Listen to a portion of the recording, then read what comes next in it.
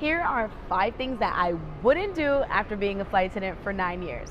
Number 5, I would never, under any circumstances, transport any items for anybody anywhere for any reason. Nope, not happening.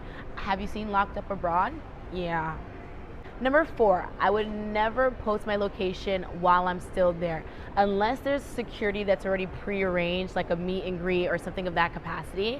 I'm not telling you, babe, you're not gonna set me up. You know these cities better than I do.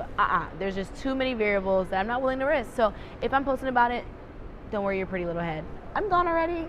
Number 3, walk barefoot in the airplane cabin, especially the airplane lavatories. Y'all, it is not water on the floor. Okay? So you do with that information what you like. Number 2, I will never allow my elderly loved ones to travel alone. Yes, there are people in the airport that can help them get to their gate, but it's their job and they're typically overworked and having to manage multiple people at the same time.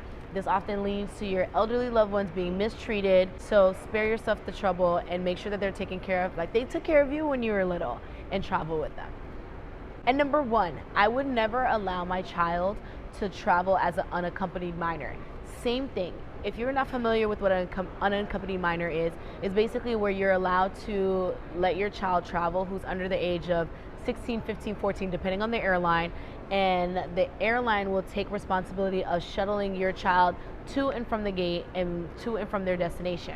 Now, there are a lot of horror stories. I've seen children as young as 5, 6 years old traveling as unaccompanied minors, and there's so many things that can happen on the aircraft. And if you Google stories, there have been stories of even SA happening with these kind of unaccompanied minors. So I just wouldn't run the risk.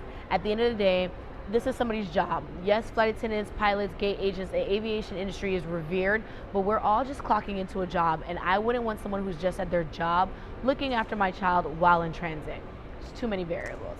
So that's what I wouldn't do. If you're a flight attendant, please feel free to share 5 things that you wouldn't do after working as a flight attendant.